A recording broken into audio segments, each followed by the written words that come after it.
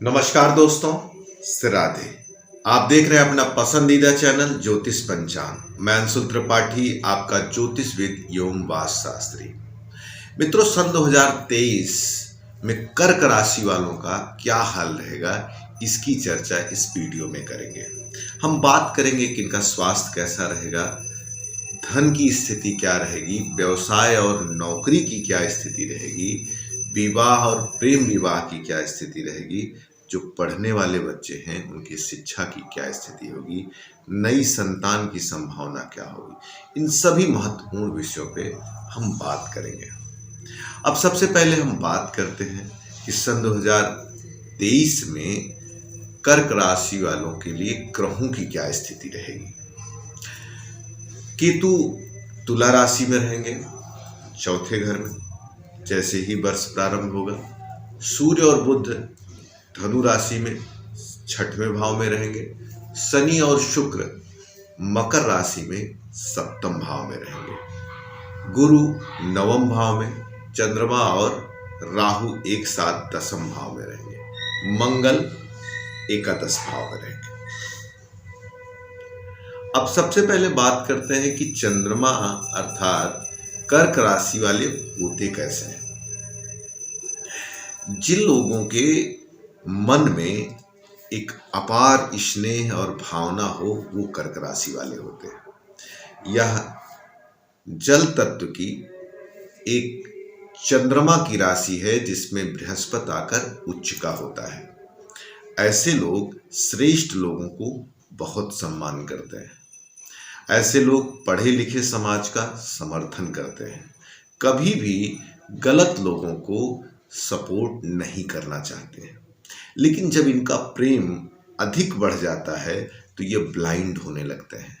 उस समय उचित और अनुचित के भेद को ये नहीं कर पाते हैं। हमने देखा है कि अगर ये पैदा होते ही बहुत ज़्यादा अच्छे कुल में नहीं है, जहाँ पर लक्ष्मी का वास नहीं है, तो आगे चल के जरूर पैसा कमाते हैं। ज़्यादातर देखा जाता है कि एक श्रेष्ठ कुल में जन्म लेते हैं जहाँ पर धन यश कीर्ति सभी कुछ रहता है। हाँ, इनके जीवन में थोड़ा सा विवाद बना रहता है। कैसा विवाद बना रहता है? कभी न कभी इनके ऊपर कोई न कोई आरोप, कोई न कोई प्रभाव लगता रहता है। इनके एक या दो प्रेम संबंध जरूर टूटते हैं। यहाँ तक देखा जाता है कि इनको चाहने वालों की संख्या भी बहुत होती है। इनको चुनाव करना पड़ता है, लेकिन उस चुनाव में कई बार इनके साथ समाज अपने मन की करने की कोशिश करता है, जिस कारण से इनका हृदय दुखी और पीड़ित होता है।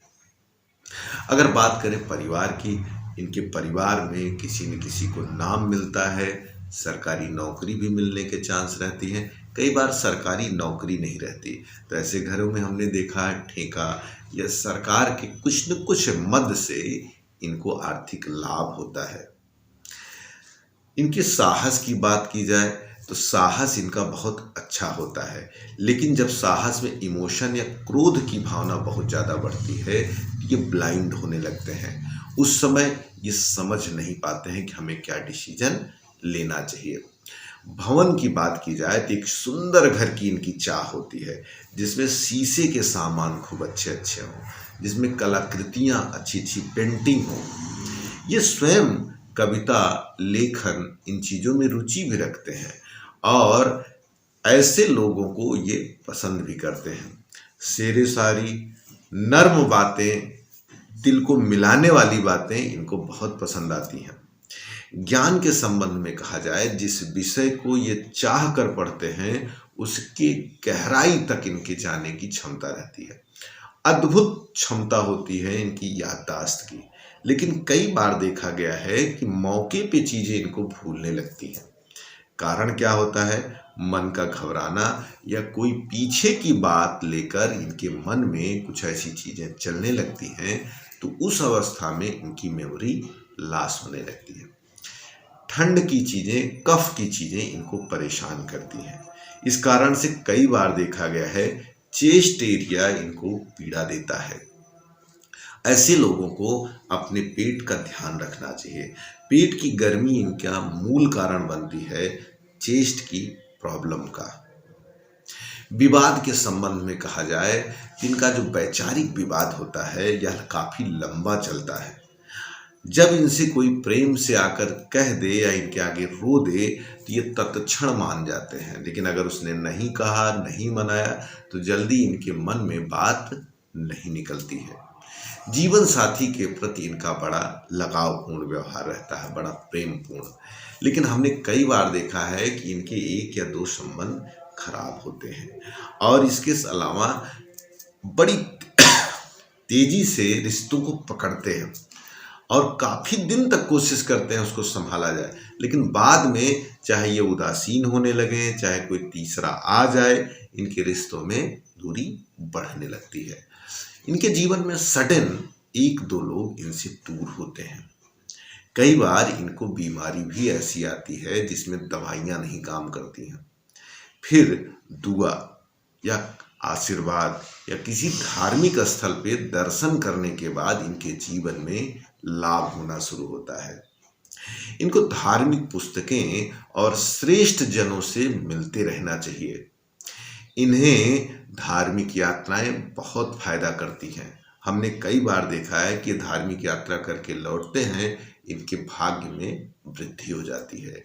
काम के प्रति इनका एक तरीका होता है, क्रेजीनेस होता है, बड़े जोश के साथ जुटते हैं, लेकिन कई बार यह लंबा नहीं चल पाता है, जिस कारण से जो सफलताएं इनको जीवन में मिलनी चाहिए वो नहीं मिल पाती है। इनकी लगभग इच्छाएं पूरी होती हैं, अपनी ही नहीं अपने लोगों की इच्छाओं को भी पूरा करते हैं। किसी को कौन सा गिफ्ट या क्या शब्द बोलना है इसकी समझ होती है, लेकिन जब यही क्रोध और इमोशन में आते हैं तो क्या नहीं बोल देना चाहिए वह शब्द भी ये लोग भूल जाते हैं।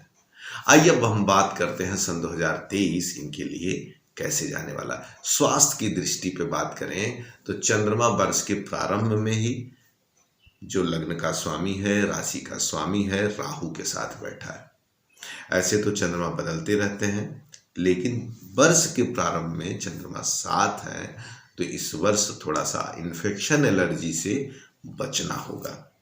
मानसिक पीड़ा बढ़ सकती है, नींद में आपको दिक्कत थोड़ी आ सकती है। ये चीज़ें धीरे धीरे आपको पीछे दिसंबर से भी दिखनी शुरू हो सकती हैं।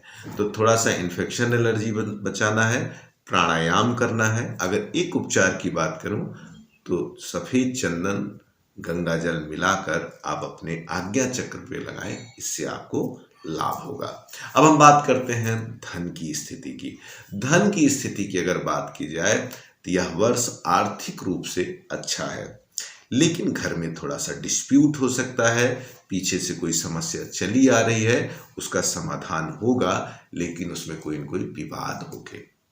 आपका कहीं पैसा फंसा है, आपने किसी को कर्ज दे दिया है, उसके लिए भी यह वर्ष अच्छा रहेगा। आपका कर्ज निकल सकता है, लेकिन इसको निकालने के लिए हो सकता है आपको केस, पुलिस इन तक की स्थिति देखनी पड़ जाए, या थोड़ा गहमा गहमी या विवाद की स्थिति भी देखनी पड़ सकती है।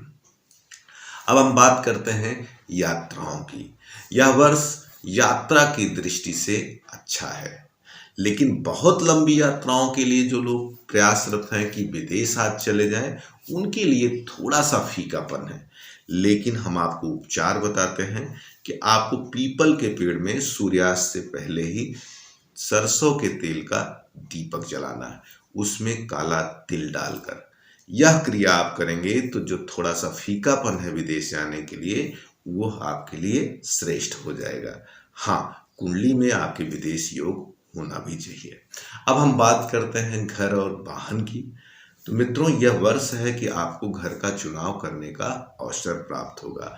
हो सकता है 2-2, 3-3 ऑप्शन आपके सामने आए, लेकिन घर खरीदते समय आपको ध्यान देना होगा कि कागजी कोई समस्या ना आने पाए, क्योंकि इस वर्ष हो सकता है कि थोड़ी कागजी समस्या की संभावना बन सकती है, जिस कारण से आपको विवाद आदि के नाते कहीं पर परेशानी ना हो जाए। माता के स्वास्थ्य की बात की जाए, आपके माता के स्वास्थ्य के लिए थोड़ा सा समय अच्छा नहीं है। भाइयों के साथ भी वैचारिक मतभेद इस वर्ष बढ़ सकता है। संतान और एजुकेशन की बात की जाए, संतान और एजुकेशन के लिए यह वर्ष अच्छा है। इस वर्ष आपको संतान की प्राप्ति हो सकती है, लेकिन जिनको थोड़ी बहुत दिक्कत है, क्योंकि वर्ष के प्रारंभ में मंगल अपने ही घर को 8वीं 7वीं दृष्टि से देख रहे हैं, तो क्या करते हैं कि गर्भ में कभी कभी दिक्कत होना या ब्लड से संबंधित प्रॉब्लम क्रिएट कर सकते हैं।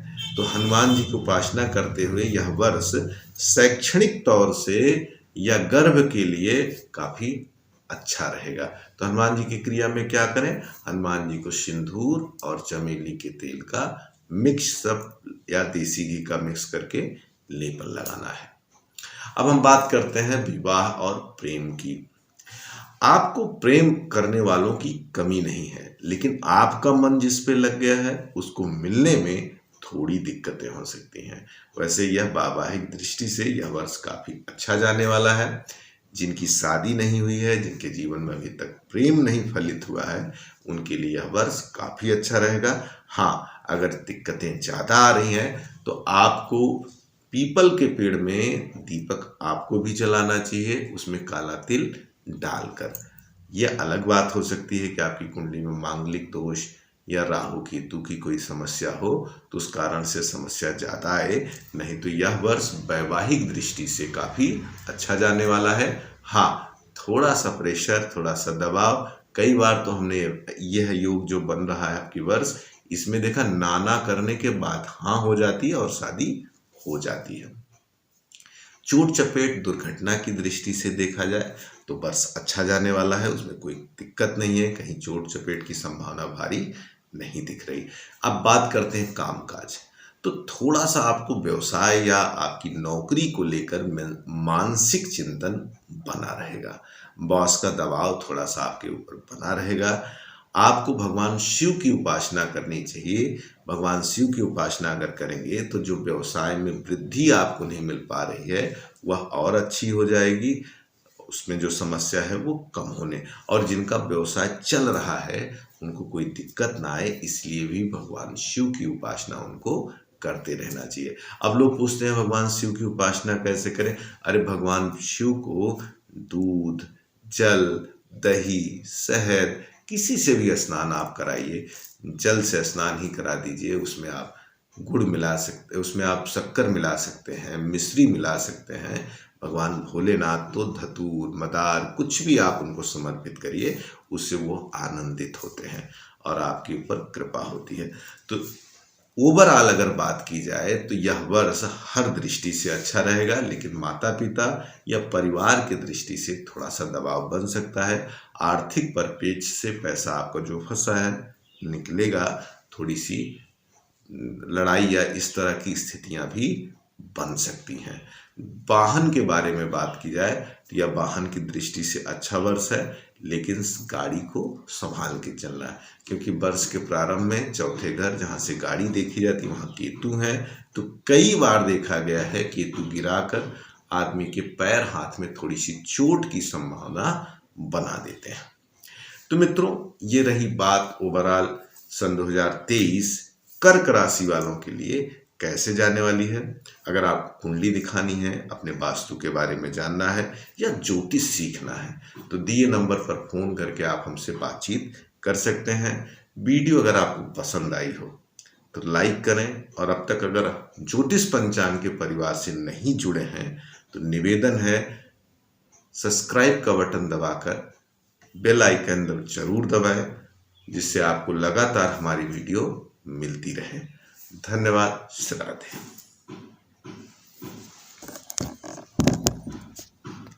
उम्मीद करती हूँ आपको वीडियो पसंद आया होगा, तो इसे लाइक करना ना भूलें। ज्योतिष और पंचांग से जुड़ी जानकारी हम आपके लिए लाते रहेंगे, तो आपके अपने YouTube चैनल ज्योतिष पंचांग को सब्सक्राइब करें और बेल आइकन जरूर प्रेस करें, ताकि आपको लेटेस्ट वीडियो की नोटिफिकेशन लगातार मिलती रहे।